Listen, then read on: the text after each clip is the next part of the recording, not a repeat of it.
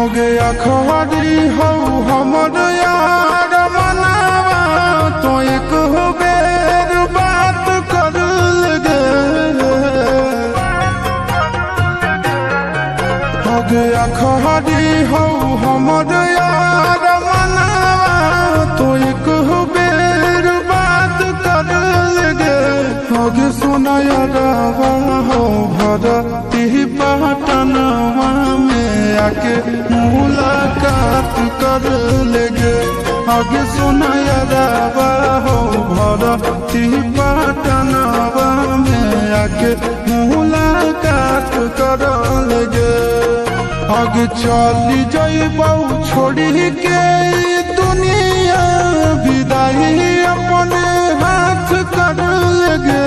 आगे सोना यारावा हो भरती पटनवा में आके मुलाकात कर लेगे आगे सोना यारावा हो भरती पटनवा में आके मुलाकात कर लेगे।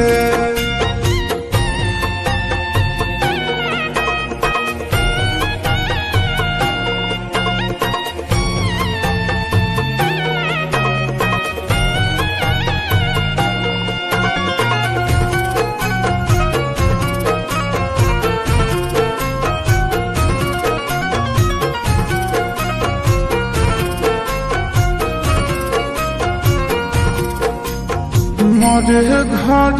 पनिया पिलाई दी है जाएंगे कफन ओढ़ाई दी है टूटत ही जब प्राण गे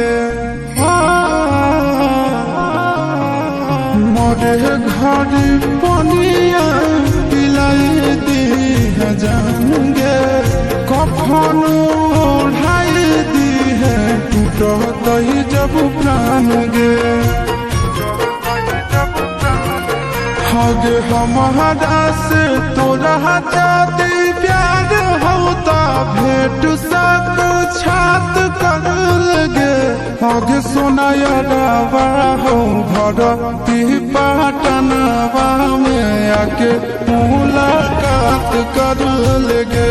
हगे सोना यारावा हो भरती पटनवा में आके मुलाकात कर लेगे।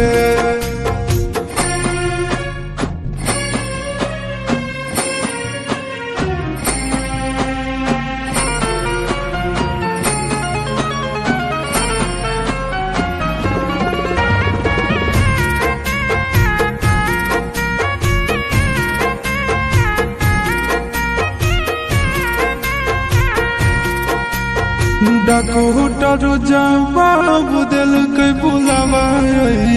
मौत के देखी के चेहरा जानू चल जाई है लौट के डॉक्टर जवाब दिल के बुलावा मौत के देखी के चेहरा जानू चल जाई है लौट के आगे अमन आलम आशीष नंदन से विषवा घात कर लगे आगे सोना यारावा हो भरती पटनवा में आके मुलाकात कर लेगे